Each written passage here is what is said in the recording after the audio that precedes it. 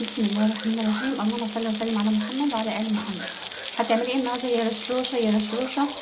طبعا ايه زي ما حضراتكم شايفين فلفل.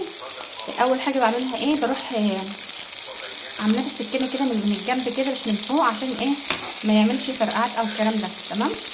طب هتعملي ايه جنبه بقى؟ طبعا عملنا اكله شعبيه كلنا بنحبها. هي ايه بقى؟ تعالوا نشوف. بسم الله الرحمن الرحيم. طبعا دي بطاطس كلنا بنحبها. انا واحده من الناس يعني بفضلها عن اللحمه، وانا بسميها حاليا دي لحمه الغلابه. ايه رايكم؟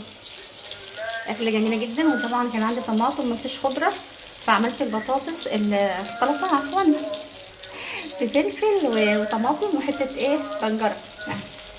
تمام. طبعا بقى ده المخلل اللي كنا عاملينه من حوالي اسبوع او اقل. دي هو ايه كان بحاله كده. تمام. ممكن بقى تقطعي شرايح زي ما انت شايفه كده. بصراحه طعمه جميل جدا ما شاء الله. طبعا لو انتوا مش لو حد شافه يعني حاليا ما شافوش هو بيتعمل، هتلاقوا ان شاء الله الايه الطريقه على الفيس وعلى اليوتيوب ان شاء الله. تمام. يوميات، لا مش يوميات، ام عمرو بالانجليزي على قد الايد. تمام. يلا نشوف بقى الرز بتاعنا. بسم الله الرحمن الرحيم. بسم الله ما شاء الله اهو كالعاده. بسم الله ما شاء الله. يلا بقى اتفضلوا معانا، ما تنسوش تقولوا رايكم. طبعا الاكله دي اسهل اكله لسنه اولى طبخ. تمام. بسم الله.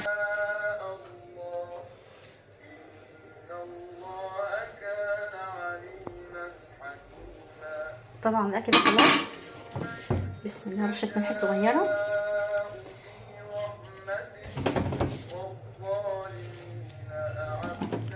رشه توابل صغيره برضو.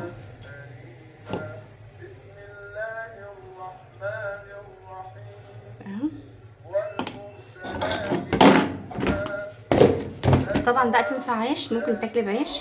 تمام. يعني التحبيشات دي كلها ممكن برضو تنفع عيش عادي. وفي نفس الوقت ايه الاطفال طبعا ما بيستغنوش عن الرز اهو. اسهل حاجه، اسهل من كده مفيش.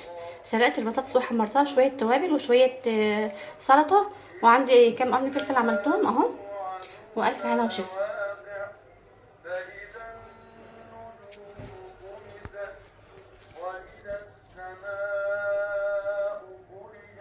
طبعا لو عجبكم الفيديو ما تنسوش الاشتراك.